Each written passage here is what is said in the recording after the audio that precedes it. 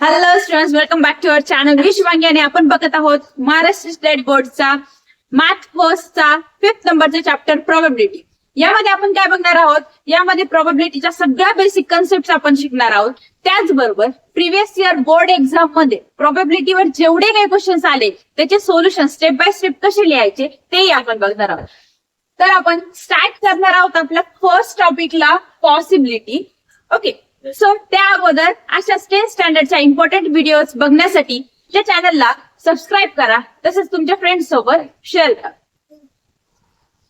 So let's start our first topic, possibilities. Okay, possibilities म्हणजे काय? जर एक एक्सपेरिमेंट मी करतेय, एक कॉइन टॉस करतेय, तर त्या कॉइन टॉस केल्यानंतर काय आन्सर येणार किंवा आउटकम काय भेटणार ते आपण दोन पॉसिबिलिटी, जेव्हा मी कॉइन टॉस करणार आहे त्यावेळेस काय करणार आहे, दोन पॉसिबिलिटीज असणार, एक तर हेड येईल किंवा टेल येईल.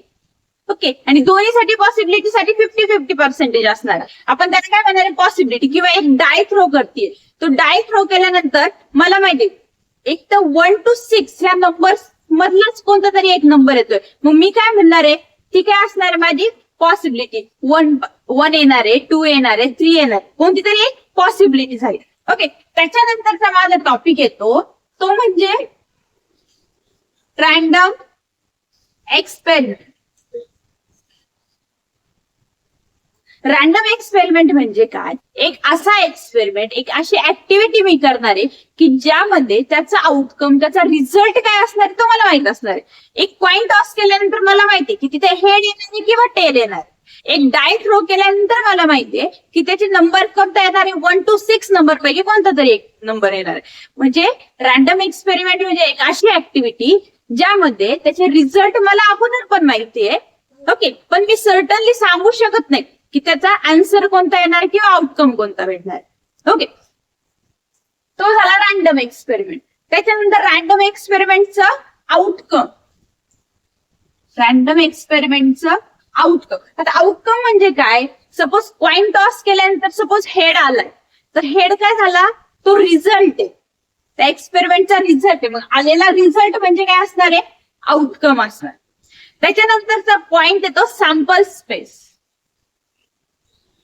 सॅम्पल स्पेस हा सगळ्यात इम्पॉर्टंट टॉपिक आहे. कोणताही एक्सपेरिमेंट, कोणताही प्रॉब्लेम आला तर त्याच्यासाठी आपल्याला पहिला लिहावं लागणार आहे सॅम्पल स्पेस. आणि सॅम्पल स्पेस आपण प्रत्येक वेळेस कशाने डिनोट करणार आहे, यस ने डिनोट करणार आहे. ओके, मग मी जर एक एक्सपेरिमेंट करतेय जो की एक कॉइन टॉस करते, तर त्या कॉइन टॉस केल्यानंतर कोणत्या दोन पॉसिबिलिटीज असणार आहे, एक तर हेड किंवा टेल. ओके, एक तर हेड किंवा टेल. सो माझा सॅम्पल स्पेस इथं काय येणार आहे, HT. Okay, second one example जर बघितलं, एक डाय जर मी थ्रो करतेय, तर त्याचा सॅम्पल स्पेस काय येणार आहे, पॉसिबिलिटीज काय, नंबर कोणते येणार आहे, 1 to 6 पैकीच येणार आहे. 7 नंबर येईल का, नाही. तर म्हणजे काय झालं, आपला सॅम्पल स्पेस काय झाला, 1 2 3 4 5 6. याच्यानंतर अजून ते इम्पॉर्टंट सॅम्पल स्पेस आहेत ते आपण नंतर बघूया.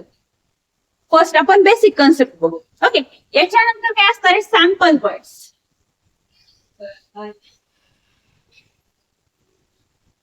सॅम्पल पॉइंट्स म्हणजे काय, ह्या सॅम्पल मध्ये असलेल्या प्रत्येक एलिमेंट्सला आपण काय म्हणणार आहे, सॅम्पल पॉइंट्स. मग सॅम्पल पॉइंट्स कोणते झाले इथे, 1 2 3 4 5 6 हे सगळे काय झाले, सॅम्पल पॉइंट्स झाले.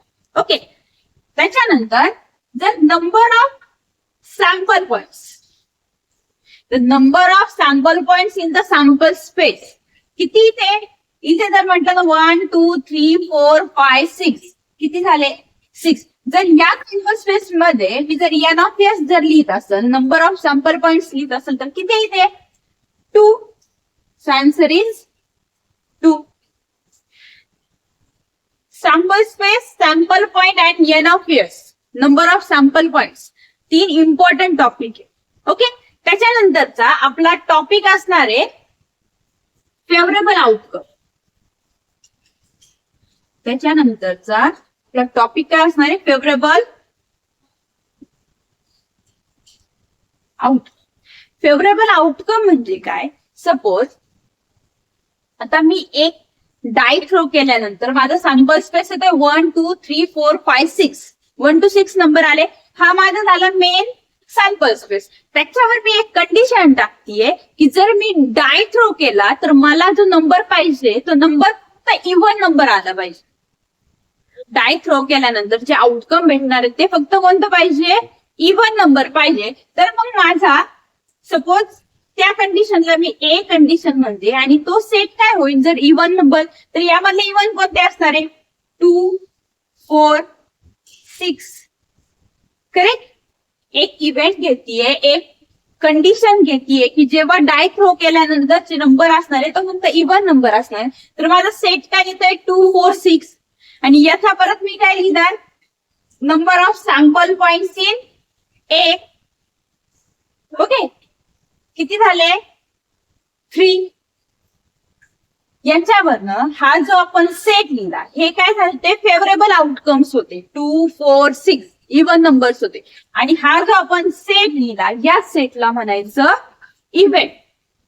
The set of the favourable outcomes is called as the event.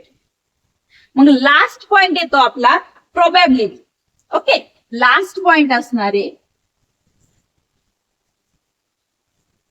Probability. मग प्रोबॅबिलिटी फाइंड कशी करायची, प्रोबॅबिलिटी फाइंड करताना आपल्याकडे फॉर्म्युला असणार आहे n of A upon n of S.